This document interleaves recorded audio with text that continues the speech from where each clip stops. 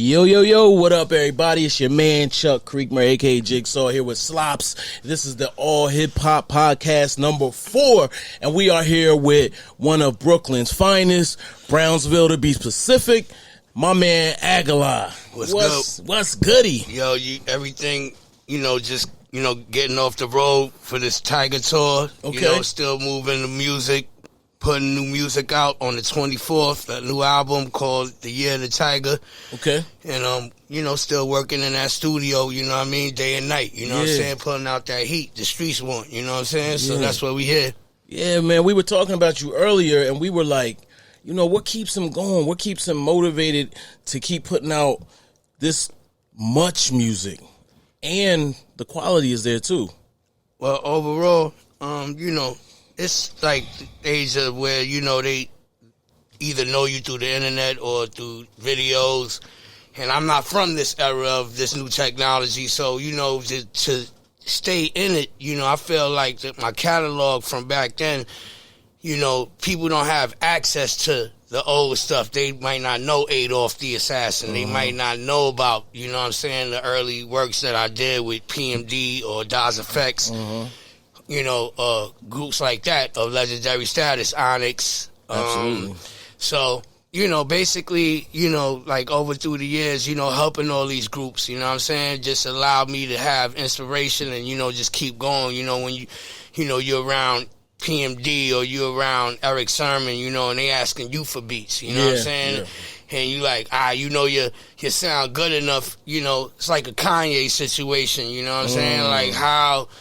you like Agallah sound, but are you willing to push Agallah to the next level as an artist, and that's always been, I feel like, the elephant in the room, what I'm saying, when I dealt with a lot of artists or when I, cooked up music with them and, wound up producing for Busta, many names, Big Daddy Kane, Big Pun.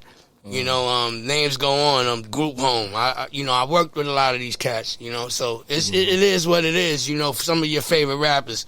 So I basically take that inspiration, take that to the studio, and like, yo, you could be big too, and I think I did pretty well over the 3 decades that I've been in the game. So it's, that's just something that keeps me motivated, what I'm saying? Not giving up, even though the game changes. Whether you might see it, people buying followers, trying to get their, name up. I come from a more organic place with all of this. Right, facts. So, so you mentioned it like a lot of people might see your work as a producer, but don't push you as artists. Do you take that personal when you do that?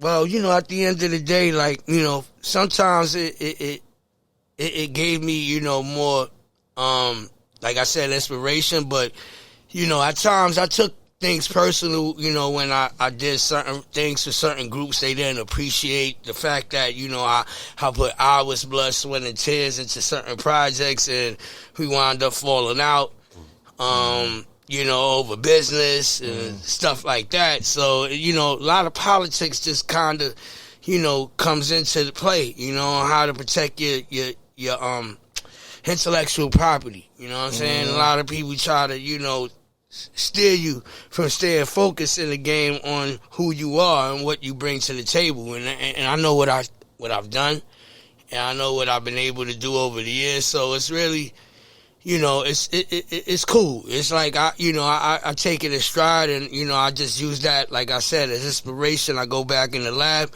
come with that heat. And then people could realize, what kind of individual I really am, the hard work that I put in. What I'm saying? That defines me. You know what I'm saying? I want to step back though a little bit. Let's go back to you as a shorty, as a boy, as a young man, whatever, and tell us a little bit about yourself, how you started and where you come from. You're from Brownsville. Talk to us about your earliest days. Well, I come from Blake Avenue. Mike Tyson always used to be around, in the neighborhood. He's from there. Up the block on Amboy. Shout out to my brother Shannon Briggs, boxing champion. Let's go, champ. Yeah, my brother, Zab Judah. that's my era. Basically, like, coming up with those dudes and, like, seeing those dudes win championships, Mike coming back to the hood, we was all struggling, you know what I'm saying? Still, you know, but we used those boxing champions as inspirations to move forward, whatever, in hip-hop. Me, myself, knowing Mike, and my experiences with Mike, growing up with Sean Price. Yeah. You know, before hip-hop, before I was anything. Basically, you know, we ran the streets together. You know what I'm saying? And, you know, I come from, like, you know, when, you know, Kiss FM and WBLS used to pull up in big vans back in the days, and, you know, they used to do jams. You know, I was DJing early on, and then I became an MC, but, you know, we lived in the projects, you know what I'm saying? So it was, I couldn't afford real equipment. I had to makeshift things, you know what I'm saying? You know, kind of like make my own turntables, you know what I'm saying? Learn how to do that, you know what I'm saying? You know, it was a, you know, I was born in the beginning of hip hop, you know what I'm saying? You know, so I grew up with it. That's all I knew. It was in me, instilled in me, you know, so I felt like that was the language that everybody in my neighborhood knew was hip hop, you know what I mean? How to be a B-boy, or how to, you know, dress fly, or, you know, get money, you know. And you know, either you was playing ball, you was good at rapping, or you sold drugs, or, you know, or you know, you had a good education and you got accepted to a school, and not a lot of us got those opportunities. So we basically just dealt with, you know, use what you know, your street knowledge, you know, a lot of survival moments, you know what I mean? A lot of shootouts at jams, almost got hit, stabbings. I've been through all that. Sound like Brownsville. Yeah, pretty much, you know, the war zone, you know what I mean? Were you a DCEP? No, I wasn't. Okay. I wasn't, but I used to boost. I used to boost. Okay. I used to boost. Back then. I used to boost. But, you know what I mean? When it was Had in all style. Had the polo. Yeah, when boosting was in. Right. You know, and we had to get low.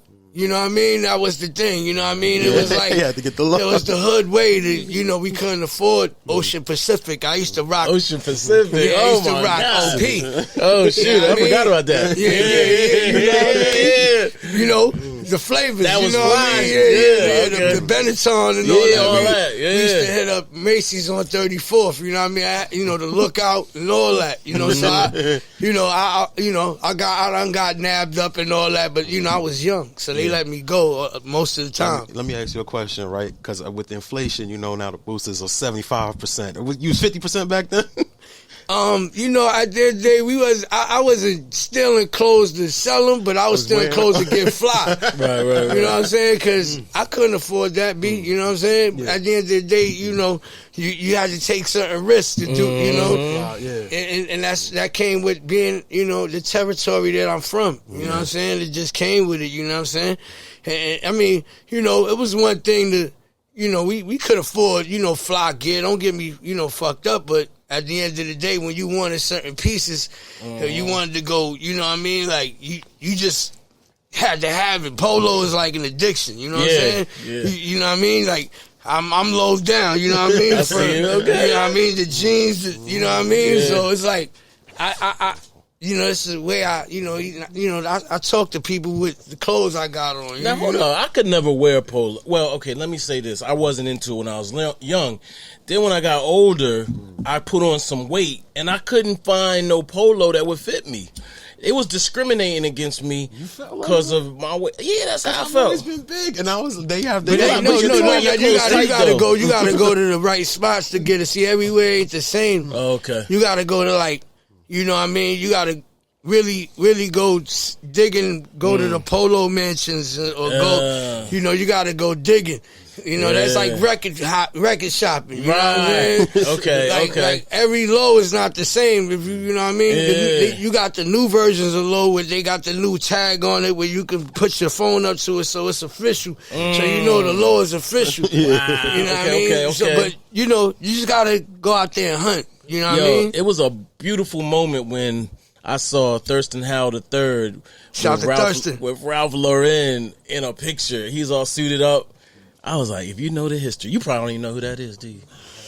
Yeah, that's my bro. He from the Ville too. Yeah. He a legend. And he got a book out right now, you know what I'm saying, about the polo, about the whole low life, you know what I mean? Yeah, so low life. You can see it on buildings in New York. Tell him, educate this young man about the low lives. Just briefly. Brooklyn, just briefly. It's a culture, but back in the days, like, with certain dudes that was going to boost, but they would only boost polo. They would only go boost that brand. Mm-hmm. You know what I'm saying? And it became a big thing in Brooklyn and New York, period. Yeah. You know what I'm saying? Like, a lot of people was wearing low. Mm-hmm. You know what I'm saying? And in other places they wore polo too, but at the end of the day, the culture that you see now really come from, Thurston Howe and the rest of the low lives, you know what I'm saying?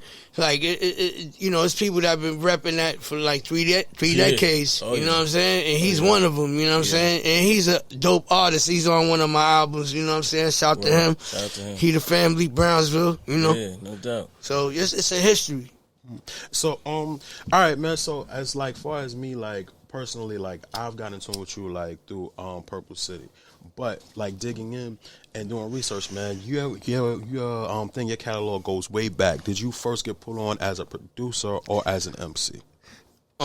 Good question. I didn't have any production credits when I first came in the game, but I could produce. I just didn't have any big credits with big name artists, but I definitely knew how to rock, make beats, rhyme, get it all going. A guy by the name of Bobby Crawford, rest in peace, you know what I'm saying? He used to have a studio on Bond Street here in the Village, and, used to do sessions with Madonna, and I was able to, meet him, and I learned the MPC, and then I learned the Akai 950, and that's when things got more serious for me, you know what I'm saying? Because I was working with actual gear, working with actual engineers, people around me, had the right people around me, you know what I mean? That was the key, you know what I'm saying? Having the right people around me that believed in me. So that allowed me to make my demo, and that demo got signed to Tommy Boy Records by, Monica Lynch and Tom Silverman. So I wound up staying over there for like a year. They didn't know what to do with me. Then Sylvia Rome gave me a holler, and then I wound up going to East West and putting out Ghetto Girl. Right.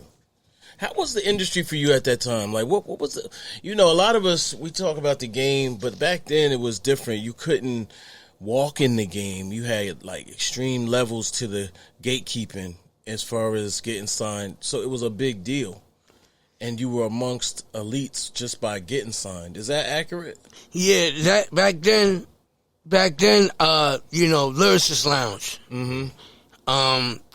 It was they played a key in me getting noticed. Okay. Anthony and Danny basically, they had a spot in the Village called it was like a place where artists would come on Sundays. Right. And there would be A&Rs there. Biggie was there, a lot of artists was there, and I would sign up to get on the mic, you know what I'm saying? And then I got noticed, and then from that, made a lot of noise. Cause I used to go club hopping and go to like 5 different clubs every Friday and Saturday just to rip the mic. Yeah. You know what I'm saying? I wasn't signed, but I was making a name for myself. And back then, if you can MC and rock shit with a DJ and get busy, that was enough to get the crowd. You got the crowd hype and made some A&Rs witness that. They was going back to the label like, yo, we need to sign this cat. Right. So I was doing that a lot. You know what I'm saying? I was doing that a lot of seminars and CMJ, battling cats. You know what I'm saying? It was a lot. That I wound up getting myself involved with. Then I started meeting artists. Like I met Busta before we even worked. I met Busta on the street. Right. Like just outside Sticky Mike's was a club back then, and if you went to the right clubs, you see some noticeable faces in there. You know what I mean? If you went to the right spot, so that's what I used to do, and wound up bumping into Busta. I seen him ciphering one night, and I jumped in, and then he put his arm around me like, yo, yo, you ill, yo, what's your, you know what I mean? And I got, cool with Bust. We got cool. Yeah. And then, built a relationship. And then that wound up, I wound up working with him on his second album.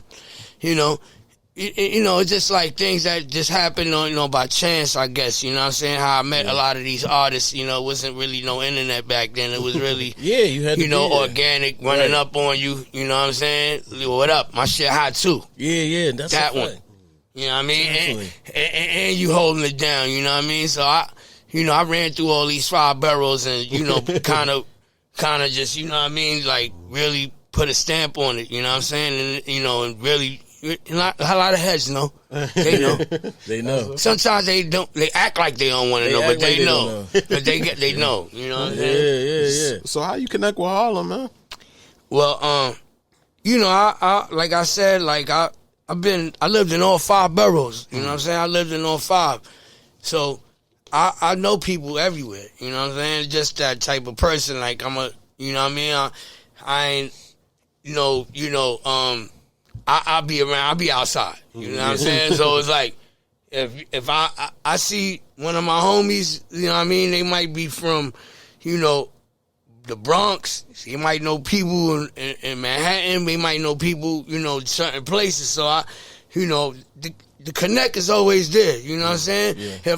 If I don't know you, I know somebody that damn sure know you. Yeah. And that's a fact. Right. You know what I'm saying? So that's how it go. When you in this hip-hop game, you eventually going, it's like the hallway, school hallway. I'm going to bump into you eventually. You know what I'm saying? It's how it is. And, it's been like that for some years. You know what I mean? Whether, new artists that come up or older artists, you know what I'm saying? We all connect. You know what I mean? In some way or form or fashion. That's just how it's always been, like natural. Mm-hmm.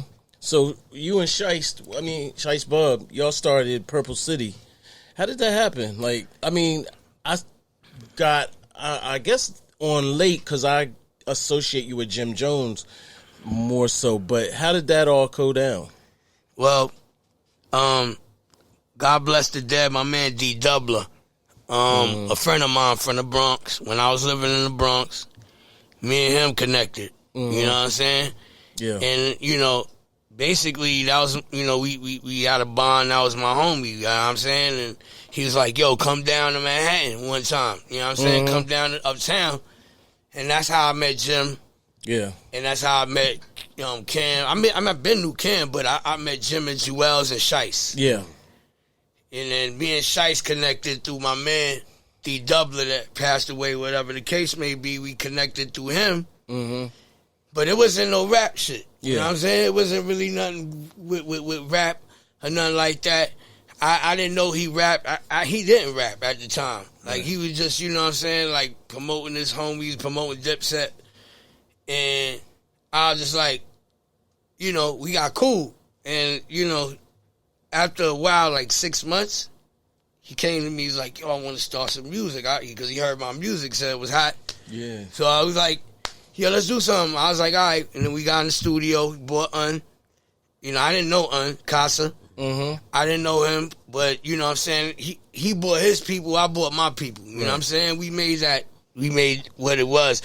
But when we started it, he was like, yo, this ain't a group. You know what I'm saying? This is not no kind of like rap group, quote unquote. This is like, we like a club, like, you know what I'm saying? Like, I was like, all right, cool. You know what I'm saying? Whatever. I'm doing me anyway. I've been doing me as an artist. I'm not really looking to be in the group anyway, but I'll do songs with y'all if y'all doing compilations or whatever. Yeah. So that's what it was. Everybody thought that one thing turned into another. Yeah.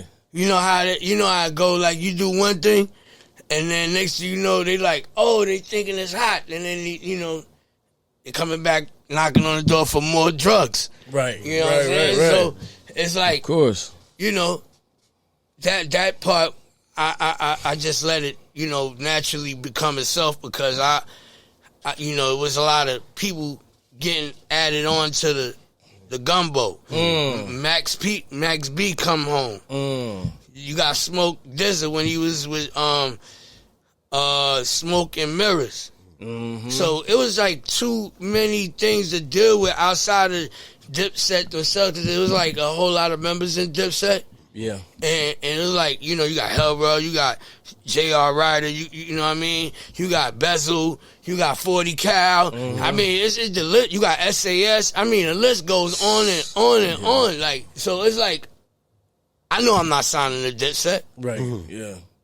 Right? I'm like, how you gonna sign it all that? Like, who? Who can handle all of this? Yeah, too mad. SAS from the UK. Yeah, where all these checks coming from? Yeah. That's the first thing. I'm like, I learned my lesson with the Wu-Tang. Like, you know, they're my homies. So Was you almost in Wu? I mean, well, I could have been.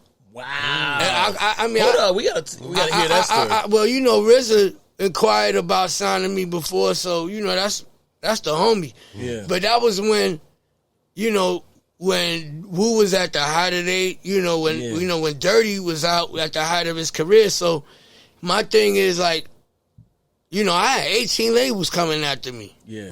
I had 18. You know what I'm saying? Like Polydor, Universal, names are going on and on. Yeah. But at the end of the day, you know, the business decisions that artists make, you know, you gotta have that management on deck. You know what I'm saying? And you know, I'm thankful that, you know, I had YZ at that time. You know, shout out to YZ, Jersey. Yeah, to help me make some of these decisions because, you know, they ain't trying to give $500,000 to a kid from the ghetto and give you the keys to the lockbox, you know what I'm saying, to the escrow account, you know what I mean? They wasn't trying to do that for me. Yeah. You know, they was just trying to, you know, piece me off. I was like, nah, I need all my bread. Now I need, you know, now I know better now. Now I'm coming back for all my bread. You know what I'm saying?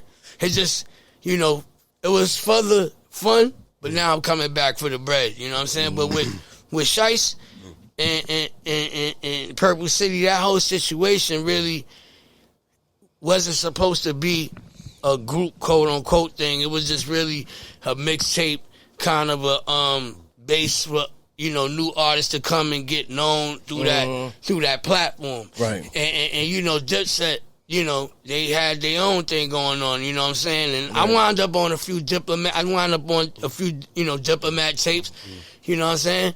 But at the end of the day, it didn't really benefit me the way it should have. I felt like it could. They could have, you know, put me up on a whole nother, you know, on a whole nother source of income and been like, yo, let Ag go get this money, boom, boom, boom, da da da. We could set Ag up, but they didn't. They failed to do that. Do you feel like they didn't? Well, I don't want to put words in your mouth, but what did they not respect you enough, or? I don't think that they thought that I was somebody that would fit as a member inside Dipset, because when I came along, I had the heat, but the politics of me being a Dipset member with Cam and Jim just didn't connect. My boy, you know, my homie from Brooklyn, Rich. He first hollered at Jim Jones. Jim Jones is like, nah, I don't want to sign him. And we ain't think nothing of it. You know what I'm saying? Right. It wasn't like I wanted to sign a Jim anyway. Right. The thing was that it was a favor to my man that got denied, but I still wound up in the circle anyway. Right. So they couldn't deny me because I'm a boss. I move like a boss. I don't move like an artist. That's the difference. I move like a CEO, a boss of my own company. I always had my own shit since 95. Right. So, you know, at the end of the day, like, you know, it was an opportunity. You know what I mean? I could have went to a bigger level, but it was too many cookies, you know, crumbling in a pot, you know what I mean? And when you got cookies crumbling, empires crumble too. You know what I'm saying? So, you know, you know, you want to, you know, you don't want to deal with confusion and no loyalty. You don't want to deal with the no loyalty. You see that, you know, it you know, doesn't sit right. You know what I'm saying? So, you know, I just kept it moving. You know what I'm saying? Like, the day I went to a video shoot with me, Shice, Diplomats was there. Was supposed to be in the video, and they ain't let him in the video. So when that happened, yeah, a lot of noise started getting distorted. Right. Between everybody. We didn't know what was going on. So around the second album, I'm like, yo, all this going on. I'm not trying to be caught up in this. I'm a grown-ass man. I got money to get. You know what I'm saying? You know what I mean? Out the way. I don't need the confusion. You know what I'm saying? Yeah. Especially, you know what I mean? This is a business, and you ain't got nobody handling the management side of the whole situation. That's going to fail all the artists. Period. There was no real management handling none of that from the gate. That was just me, Shice, and ourselves going to handle our business. Then I brought in my manager. Right. I brought in Rob Love at the time. Rob Love, shout out to Rob Love. Yeah, big up Rob Love. Behind the records, that's my guy. So you know how Rob going to treat the situation like it's supposed to be treated. You know Rob is a legend. Oh yeah. He going to treat the situation how it's supposed to be treated. So, you know, I felt like there was just a lot of disdain on personal ends and things that just didn't sit right, you know what I mean? Because I'm from Brooklyn originally, so, you know, that whole stigma of me being from Brooklyn was right there. At the whole, I got to eat too, fam. What's good? Like, right. You know what I mean? What we doing? Like, you know what I mean? And I get it, you know what I'm saying? But, you know, I more power to everybody, you know what I'm saying? Like, I work hard for this, you know what I'm saying? You know what I mean? I bust my ass every day, man. You know what I mean? Like, there's nothing else that I don't want to do. This is what I got to do, and this is what I got. It has to work for me. So I got to pull all stripes out, you know, and when I need to, you know, hopefully one day, you know, when I'm set, you know what I mean? I could come back and rock with them and get something done. But, you know, there's a lot of, you know, gaps that I need to fill for my personal involvement with anything, for anything to go ever forward again with that whole situation. Yeah, no, I feel that. I got you. You mentioned Ghetto Girl and what you call it, one before you got it, one was putting me up on it or whatever. Can you explain like that time of your career and stuff like that? What was going on with you? Because you want a major, you know, you got a hit, that's thing that's buzzing. Like what was that little time like in your career? Well, you know, it's the most exciting time of my life. Number one, you know what I mean? It's like watching a Batman movie, bro. Like, you know what I mean? You finally get the suit. You know what I'm saying? Like, it like, you know what I mean? Like, I was like, yes, I got, you know what I mean? Like, when you saw, like, all your life as a kid, you looking up to Run DMC. Yeah. You looking up to LL. You looking up to, you know what I mean, Fat Boys and shit. You know what I'm saying? And it happens to you. That shit is crazy. Yeah. You know, 'cause I come from the trenches, dog. Like, welfare. You know what I'm saying? Fucked up shit. Homeless. You know what I'm saying? Like, situations wasn't always right. You know what I mean? My mom's my mom's got murdered at 17. So I deal with that every day, not knowing who murked my moms. And I got a little sister, you know, now that you know, looking like just like my mom's, you know what I'm saying? So it's kind of bugged out for me right now. Like I use this to fight all the demons, all of the negative, you know what I'm saying, and try to stay positive with this craft, because, you know, at the end of the day, you never know when it gets slipped from you. You know, look at Gunna and Young Thug right now. I wish them brothers got God help them right now, whatever they going through, because that's a serious situation that could put you away for the rest of your life. Yeah. You understand what I'm saying? Yeah. And I wish that on no man. You know what I mean? I wish death or jail on no man. You know what I'm saying? And that's the thing about being in this game. When you get caught up so much in the industry side, it takes away from your humility, that peaceful mind process that you need, you know, so you know you at peace with yourself. You know you ain't out here trying to have beef, like, but you know you got scores you may want to settle. Yeah. And at the end of the day, people are out there, you know, they're out there, you know, either setting you up, you waiting for you to make a move, they playing chess. Yeah. You know what I'm saying? So it's like, you know, you got to be careful out here now. You know, I just try to always stay out the way because there's so much going on in these streets right now, especially where I'm from. My neighborhood, Brooklyn, young cats, right now they are turning up. I mean, you know what I mean? Like, the energy, the energy is different, you know what I'm saying, with the youth these days. Yeah. And we just got to watch what's going on. You got to be safe around individuals because you never know, you know what I'm saying? You never know what can happen to you out here, especially with this internet, you know what I mean, who will pull out their phone on you, you know what I mean, beat you up, you know what I mean, film it, and then you know what I mean, do the most to you. Yeah. You know what I'm saying? Just because it's being filmed. It's just like, you don't even want to be part of that. You kind of just want to stay out the way of energy you're not familiar with. Yeah. Because, it could happen anywhere to you. You know what I mean? You know what I mean? I tell you like this. Like, I was on the train not too long ago. And there was like some school kids on there. You know what I'm saying? But they rushed the cart. Yeah. And then it was girls. Yeah. They was all pretty too, little chicks. They were nice little pretty girls, you know what I mean? Yeah. Little teenager girls coming home from school. You know what they was talking about? They was talking about, there she go in the other car. When I see her, I'ma whip her ass. I don't like her and her friend. And they was like, yeah. Wait till we get to the next stop. We gonna get off and whip their ass out. They gonna get off on the other train. You know what I mean? Yeah. But that's what I'm saying. That's the energy. Yeah.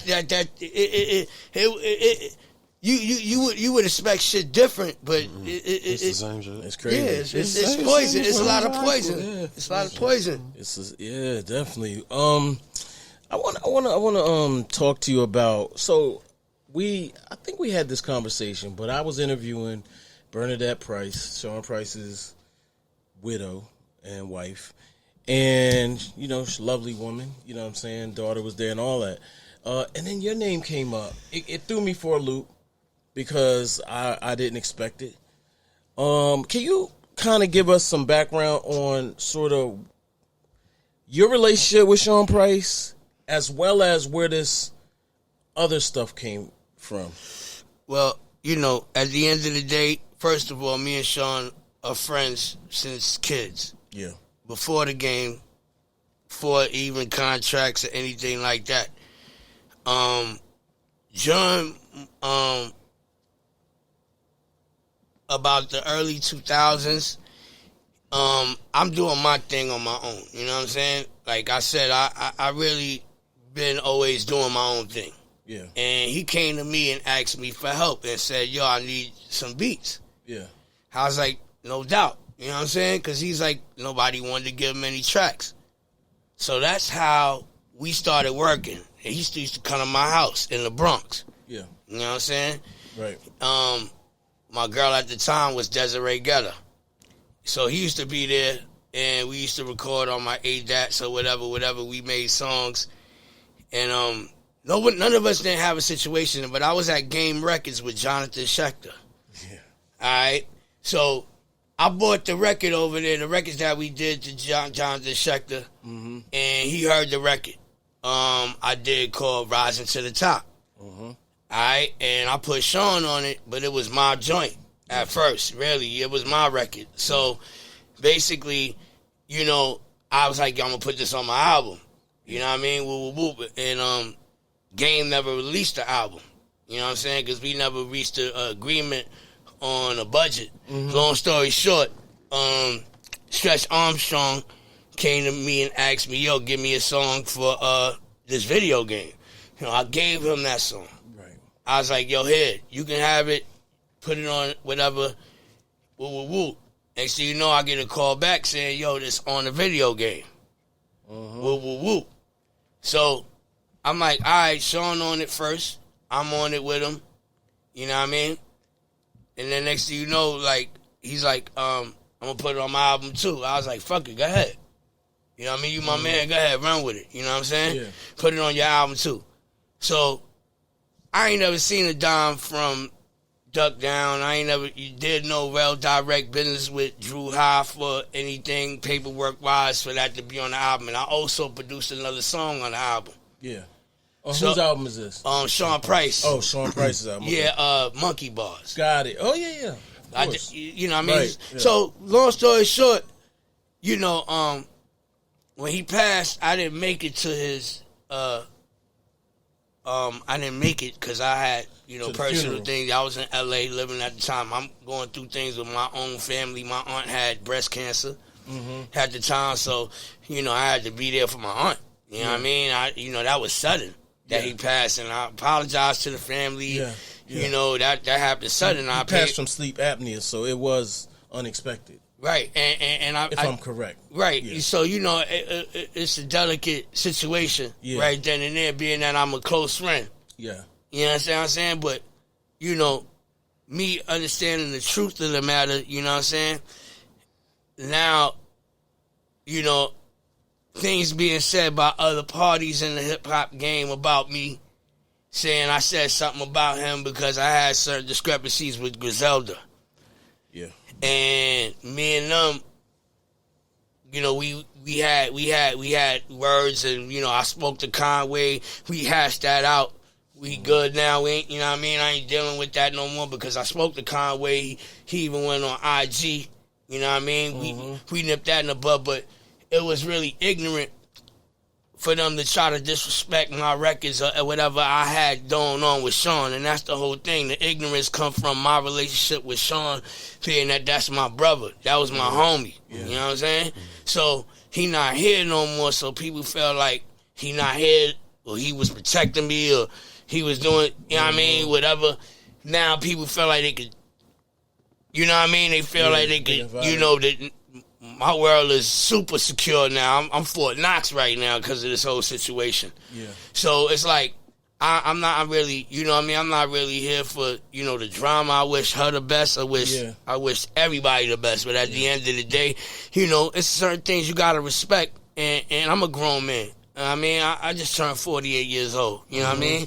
So, you know, certain things, you know what I mean?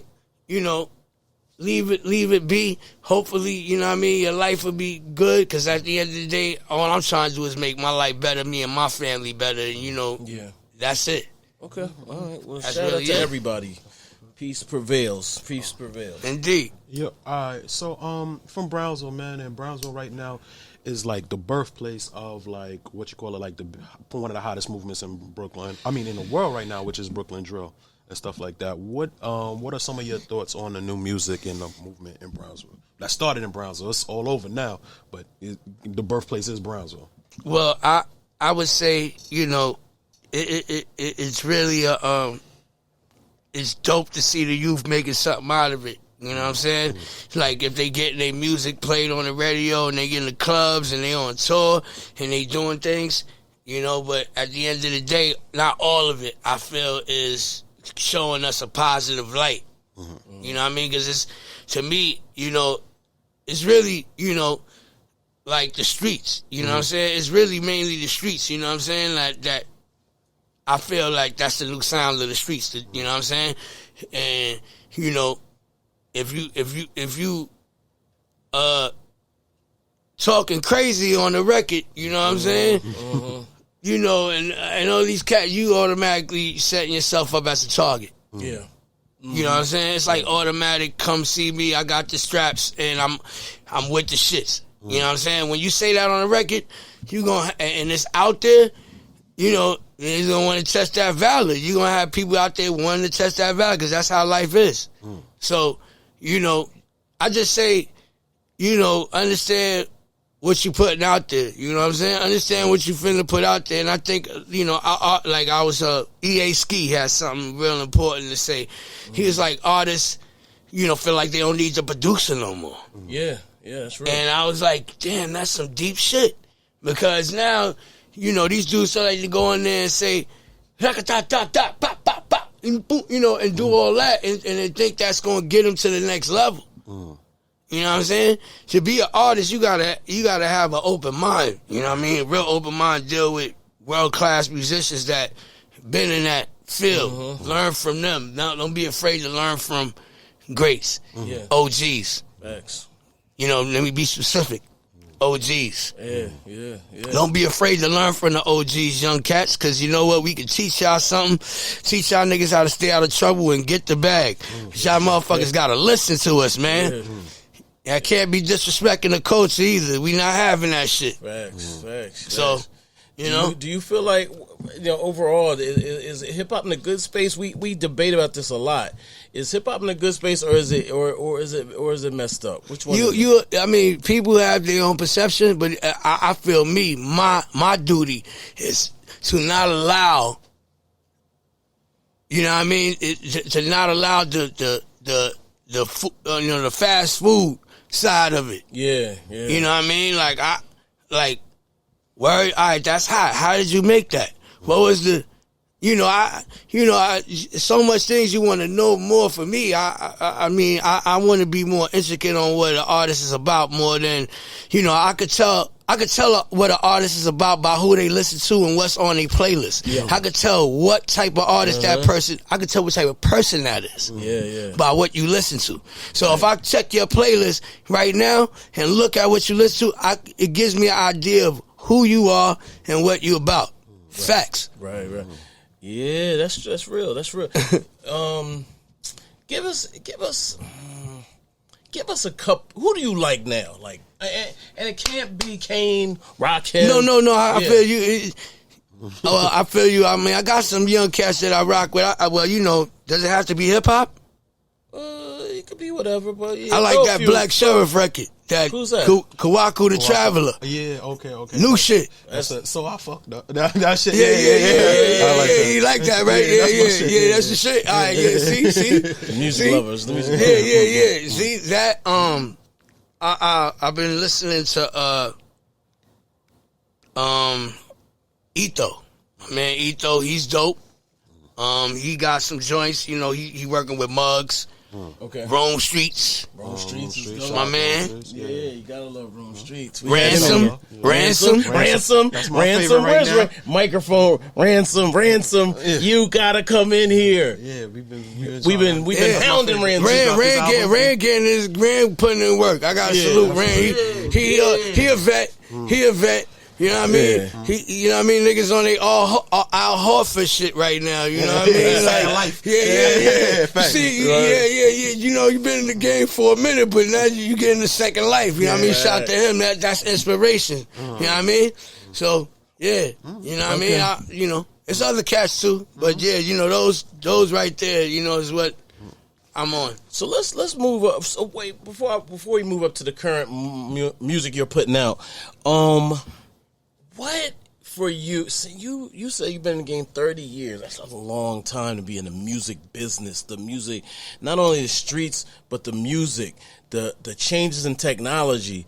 It's tough out here now because a lot of times the hidden hand is like the algorithm or likes and views and stuff like that weren't really a factor back in the day. Is there any particular thing that stands out to you that's makes the game so different now? Well, that I would say, it's all controlled. Like I said, like you said, the key word is algorithm. But, you could do simple things. Like change the content, posting at the right times. Yeah. Those things ain't hard to do. Yeah. You know what I mean? Like, even, if you go on Instagram, they'll show you how to promote your own shit. Really, if you don't know how to do it, it's the willingness to what you want for yourself. Yeah. And if you could use the technology to better your shit, fine. But I just don't depend on it as far as,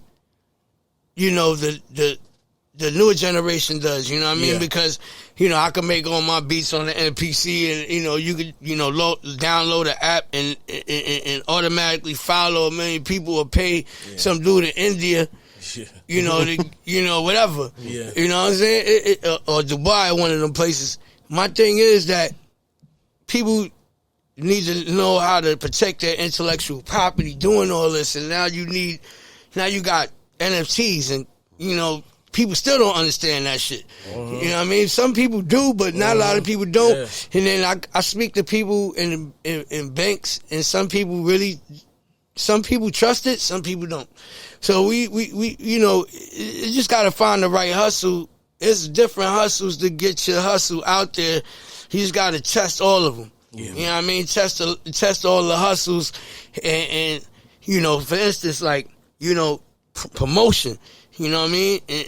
And knowing how to promote yourself is one big thing that a lot of people, you know, I think as far as an independent artist, you need to understand that more, how to groundwork that project. Groundwork, you know, different people in different states, you know, the campaign for you. There's 50 states out here. It's the whole world out here. So, like, right now I'm on a campaign. You know what I'm saying? Like, and when I do that, I'm, like, reaching out to all my fans, reaching out to everybody that fuck with me that I know that's 100. But you could take over the world with 3 niggas. Yeah. Yeah. You know what I'm saying? If you get 3 solid niggas that do what you do every day, that stay on focus, you could take over. You just gotta have dedication and people on the same page and synchronizing the, you know, your release date. Right. All that, like, if you do all that and you can get everybody on the same page, know how to do blast. See, it's a different thing. That wasn't like that back then. It was more of a hand-to-hand, but I still do the word-of-mouth thing, which is big. So, you know what I mean? Like, that's a form of promotion that people sleep on, is word of mouth. Yeah. So is this easier for you, or is it more difficult? No, I take it in stride because, you know, sometimes it's like when I make a new album, it's like training for a new fight. You know what I'm saying? Like, and then, you know, you got to go back in the studio, go record. You know what I'm saying? You got to reset the whole, you know, people to get hype on the next project. You know what I'm saying? It's just like, it's a cycle. You know what I mean? I've been through that cycle a few times, and I got, you know, thank God I got some good people with me. My own A&R squad. They make sure that, you know, outside my ear, that I'm doing the right thing. You know what I'm saying? And you know, that's important. I feel like, you know what I mean, like, as an artist, you know, to put out a project, you need a support team there to listen to your music, make sure it's thoroughly listened to. Right. And I got a dude that's like Rick Rubin, the new version of Rick Rubin on my squad. Oh, yeah? You know what I mean? Yeah, Nick Schwint, Raekwon sent them to me. Okay. So, you know, that's the blessing I'm received. You know what I mean? For the years of hard work, I get to work with other greats that could put me in another bracket. Now, I'm looking at your Spotify here, and you got a lot of material that you've released in the last couple of years. How do you manage to have such an output like this, and also, you know, maintain the quality? Well, for the last, like, 12 joints, Nick Schwint, he's been there on my team. Okay. Saying I haven't really, you know, changed too much. Yeah. But still, with Empire, Shot the Ghazi. Yeah.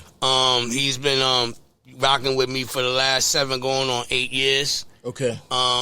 So our relationship been always great there with the distribution.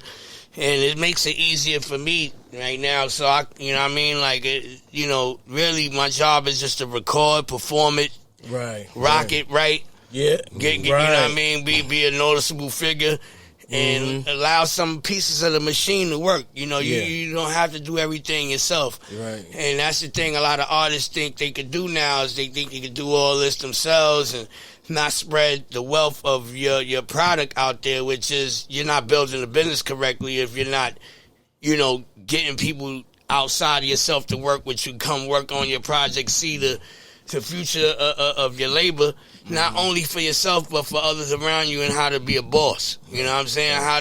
How to put people in position. You know what I'm saying?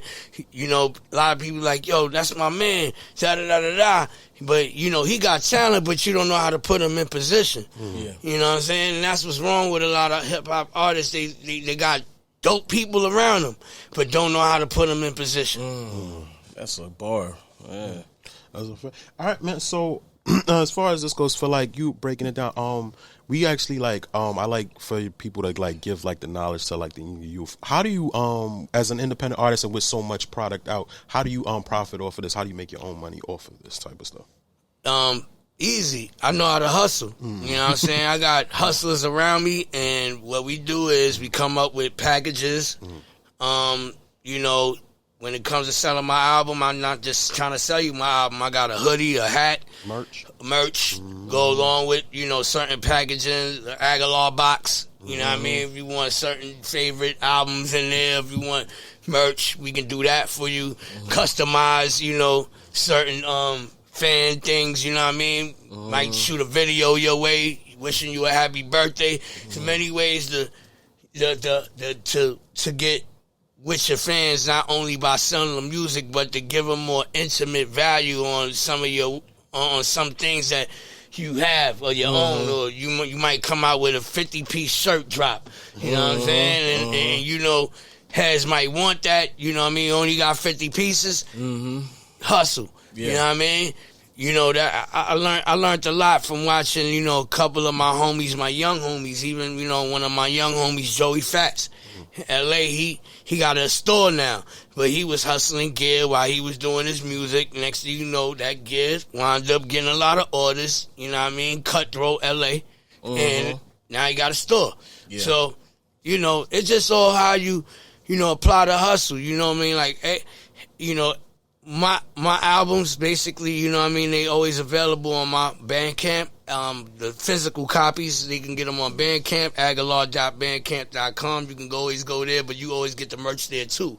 Yeah. And, you know, also, you know, I got the, you know, all the digital streaming platforms on lock. So, you know what I mean, that's with Empire. So, you know, and then when we had shows, fans could come rock with me after. You know what I'm saying? Okay. You know what I mean? Or sometimes, you know, I might take up and coming acts with me on the road. You know what I mean? So it's always a win-win situation. You know what I'm saying? You know what I mean? Because, you know, heads want to be around legends, baby. Yeah. You know what I'm saying? And that's what we do. We bring you that legendary, you know, vibe. We just did a show with Method Man, Redman in Boston. It went crazy. Nice. Wiz Khalifa, Waka Flocka was also there. So, nice. you know, we just opening the gates back again. You know, you opening the gates for us to let us rock. We coming to rock, baby. Agallah to Dawn. That's what's up. That's it. Real quick, you had a group with PMD. I don't think I ever Death knew Before that. the Sun. Yeah, Death Before the Sun. I never knew that. Yeah, it was right when EPMD broke up. Okay. Because I worked with Paris on his solo album. Yeah. I worked on that, produced on that solo album that he did after the drama with him and E. Right. And he's like, yo, because how I met them was I was on the tour, and Daz heard the beat I did for Rough, Rugged, and Raw. Okay. I produced that, and they was like, yo, PMD, yo, they brought him on a tour bus. It was like, yo, let me go get PMD to hear this. Yeah. So P copped that from me, but that wound up getting P his $1 million deal. So P was always grateful, like, I gotta fuck with this cat. Yeah. You know what I mean? And then from there, P was like, yo, come on out to Long Island. You know what I mean? I was in Brooklyn at the time. I was like, hell yeah, I'm getting the fuck out of here. PMD, nigga, I'm getting out of here. Right. So, but you know, I was young. And I wound up recording a lot of records. I still got a lot of stuff that never came out unreleased that's on tuck in the vault. Okay. So, but yeah, we did some records. We had a couple of independent deals. We basically did a deal with Will Sokolov.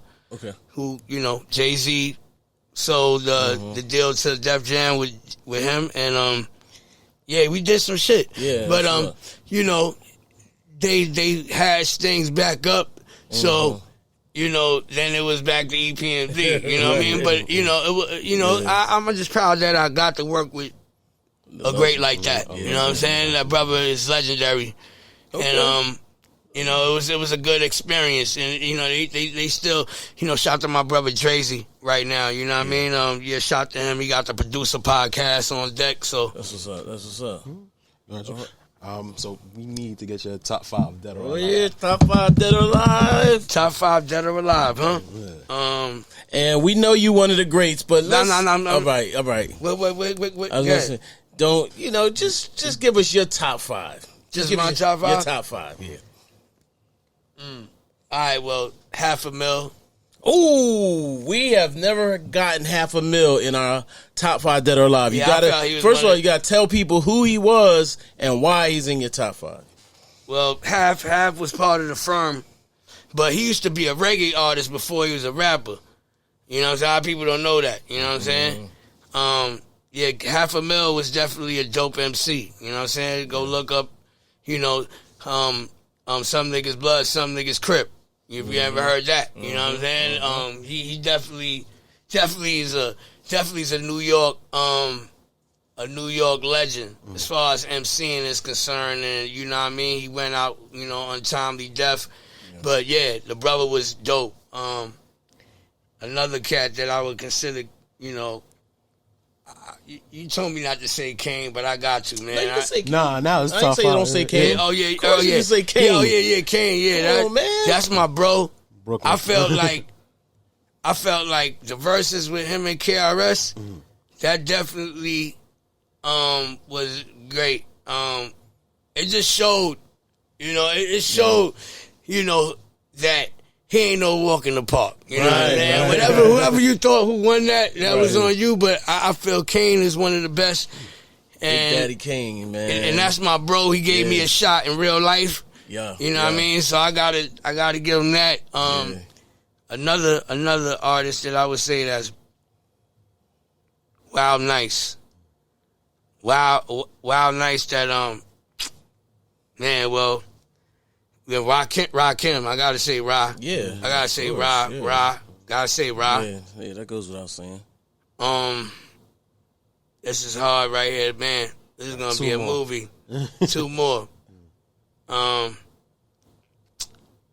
you know, who was super nice that I would. Pressure's on. Yeah, this is hard. I would say LL, man. LL Cool J. All right, the GOAT.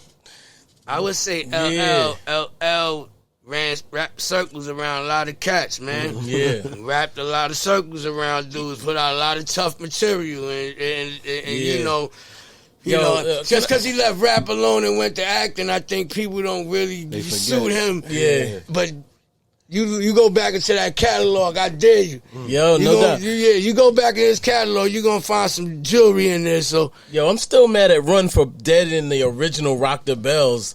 The 8-minute song where he just rhymes the whole song, basically. yeah, he nasty with it. He could go there with you. Yeah. I gotta give LL that.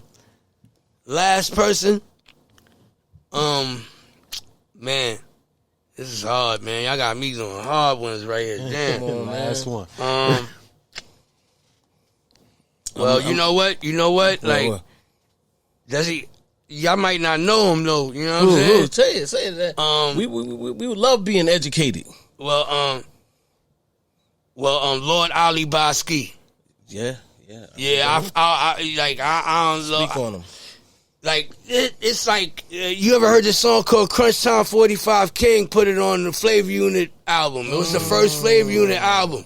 So you had Lakim Shabazz on there. You had a bunch of dudes that was rhyming on 45 King beats, but he was one of the nicest. Lord Ali Baski. We gonna look him up. Yeah. You know, I got other favorites. Is he from Jersey? Yeah, he from Jersey. Okay. Yeah, nice. Well, you know, I gotta give it a little bit more to Chill Rob G because I used to listen a lot. I used to listen to Chill Rob a lot. We got Chill Rob G So I on can't- our one of our podcasts. Yeah, I used to listen to Chill Rob a lot. Like I like people thought he was from Jersey, but he from Queens. Yeah. And I grew up. I used to spend time in Jersey. Right. But you know what I mean? Like that's how I base my MCs. Like sometimes I'm a New Yorker, but then I do got favorite Jersey MCs too. Right. So it's like that for me. But you know what I'm saying? Like I would give a lot of credit to Chill Rob because I used to listen to Ride the Rhythm a lot to the tape pop. Yeah. And I got Ride the Rhythm, the CD, right? I showed him my CD and he gonna be like, where the tape at though? I was like, really? I like this CD is old. Yeah. That's a heater. I could still bump, and the rhymes on there is crazy. Like, right. You heard, and his new album is dope too. So I didn't even know he had. They got a new album called Empires Crumble. Oh, we gonna see. He didn't even tap in. Yeah, Okay, I'm tapping. You got to show the OGs love. You know what I mean? Yeah, of course. Tell us about your new album that's coming up. The new album, The Year of the Tiger. Well, you know, I was born in 1974. In the Chinese calendar, it's the Year of the Tiger. It's the Year of the Dragon for Americans. Okay. But the Year of the Tiger in China, and I always had an affliction with, calligraphy and, Asian lettering and words and how they looked at things. I accepted certain cultures, whatever. So I was like, I'm born in the Year of the Tiger. And it's, this year's the Year of the Tiger. So it's like a full circle for me in this industry where I've been working all these years, So this album is special. You know what I mean? Because it's like the full circle I'm making, the 360 I'm making, and, just knowing that I still got some heat. I still got that updated heat for you. You know what I mean? Yeah. The music is there. Shout out to DJ Scrubble. All my peoples that have been, in the studio with me building on this project. For Sean, he's on this album. Nice. Now you got it cleared, right? Yeah, good? Okay, all right. We got everything good. That's what's up. Yeah. I can't wait to hear it, man. I'm gonna definitely listen. You send it to me, so I'm gonna listen to it as soon as I can. It's Yes, different sir. when it's not on Spotify. You gotta put in a little work to hear an album. You know what I mean? Yeah. Overall, we'll have it out on the 24th. It'll be on all streaming platforms, so that'll be super easy for everybody to get it. At the end of the day, we definitely want the press to have it before it drops, so y'all can, you know what I mean, take y'all time, to, do the press thing, do the critic thing. Even though they say we don't need them no more, but yeah, definitely. Heard you. Yeah, but that's I'm excited for the release. I think this is gonna be one for all Agallah fans to enjoy. You know what I'm saying, and people that don't know my music, that want to tap into the new and improved version. Mm-hmm. Yeah, this is it. You know what I'm saying? This is basically me, clearing the air as far as, what I've been able to do for all these years in the game. The album's dope. It's a lot of great boom bap on there. A lot of bars. You know what I mean? A lot of great bars on there. Yo, who's your dream collaboration? Because you've worked with a lot of people. But who would you work with now that it's... Well, I would work with Kendrick. Kendrick Lamar? Yeah, I would work with Kendrick because he's unpredictable sometimes. Like, he just dropped that joint. That was unpredictable. You know what I mean? Like, crazy. It's basically, other artists that I would work with too. You know what I'm saying? Like, there's this, Coda the Friend. Coda the Friend is dope. Yeah. I've been trying to get him in here. Man, I can't reach this guy for nothing. I like the way he sound over beats. I don't know how I reach him, but I like the way he got a softer tone to him. You heard of him? Yeah. See, this is the problem, right? This is Slops. This is my man, right? But he don't tap in with all of Brooklyn. He only taps in with a certain type of Brooklyn. Wow. Coda the Friend he's dope, but he's not drill. He's not drill. He's just like, he's thoughtful. Lo-fi. Yeah, lo-fi. Perfect. Yeah, lo-fi. No disrespect. But I'm going to keep it a bean. Like, it's a new sound that's out there. Yeah. New producers, new cats coming up, out of, like that's on that level. But I listen to a lot of underground stuff too when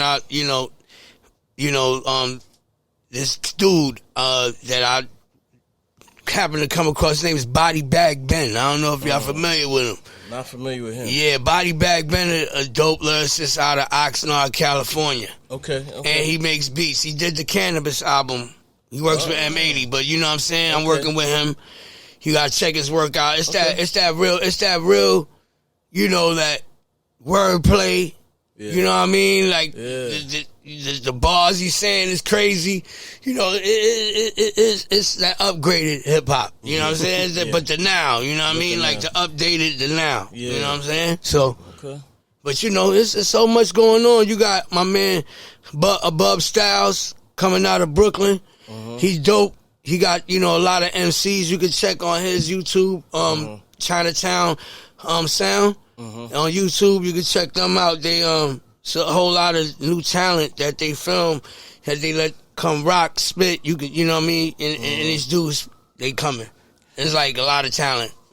Yeah. Out there. Okay. All right. Yo, Ag, man, we want to thank you for coming through, for pulling Thank up to you, One man. World Studios. Thank y'all. For the 4th edition of the All Hip Hop Podcast. It's my pleasure. Yeah, man, and this is not going to be the last time we talk to you. No doubt. For sure, man. No doubt. The rate you putting out music, man. No doubt. We I'm grateful that y'all had time for me to come up here today and bless y'all with some of the zone.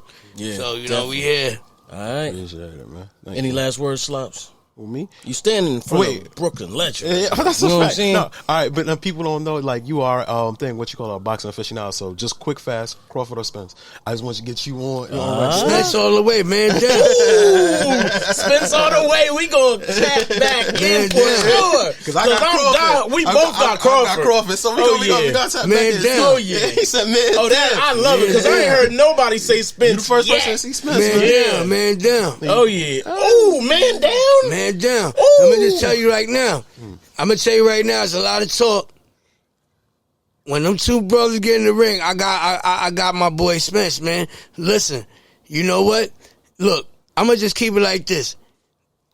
He already fought Kell Brook.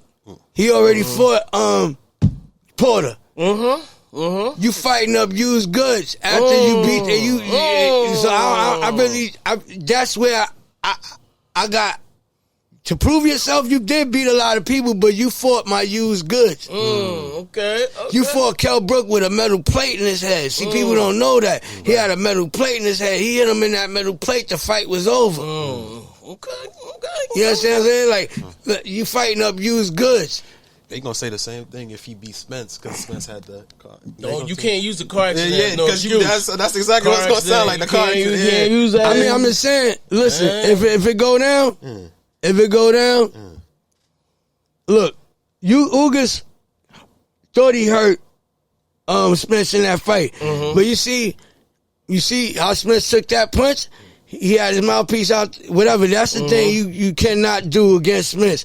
As long as you ain't got mouthpiece, you can't, that mouthpiece got to be correct. If that mouthpiece correct, you're going to be in, and that jab out there sticking out, you're going to be in there for a long night. Man, listen, we might have to screen it at the studio. Yeah. I like that man down. I just think that, it's been a lot of harassment from Crawford on his and a lot of tweets. I be seeing. Spence talking is. I like what Spence said. Spence said 31-1 ain't a bad record either. Right. Spence talk too. Man, listen. Yeah. 31-1 ain't a bad record. That's gonna be fight of the year. That might be. It Might be, just but the girl, not the girls, but the everybody ladies. wants Spence to go up in weight now. They talking about go fight Canelo at 168. Meet me at 168. Listen, man. You done look. Ain't nobody stepping up to fight nobody after what you just did. You went and fought this dude at 178. 5. You went 175. You went and fought him at 175 and got gassed out by the 6th round. Yeah, facts. He was laying. You seen was it? Flat as hell. He was laying like putting work. Bevo, that boy, no joke. Yeah, that's a fact. And we knew that. But even before that, I seen how Andre Ward reacted to the interview with him. And watching how he fight, he went in the gym. I don't know if you seen Andre Ward watching Greatness on HBO. Check that out with Bevo. I didn't see that. Yeah, go on YouTube. It's on YouTube. Okay. Andre Ward and Dimitri Bevo chasing Greatness HBO, and then they sit have a talk, everything. But you can see that dude, he got the right people around him coaching on the speed, the power. They putting the right sparring partners in there for certain things. For different fights, yeah. For his weight class. Right. You understand what I'm saying? That's why there's weight classes for a reason. Everybody, you dare to be great, but we know that was not a right That's not move for for you. Canelo. He Yeah. should have stayed in for Charlo or Benavidez. Everybody saying Canelo. You know, a lot of people saying he was ducking Charlo or Benavidez. I thought he was ducking Charlo. Yeah. I thought he was They ducking calling him out now. They definitely calling him out. Oh, they definitely want. They definitely want to go. They smell blood. Yeah, they do. Yeah, they see the weakness. They see the weakness now. You went up in weight. Now you're going to have to come back down and regiment your body all over again for. Yeah, it's gonna be a tough walk in the park. He be out. He got money. Woo! Yeah, he do. This was dope, man. Appreciate you, man. Thank you, man. Appreciate y'all. Yeah. You gonna take a few flicks? No doubt.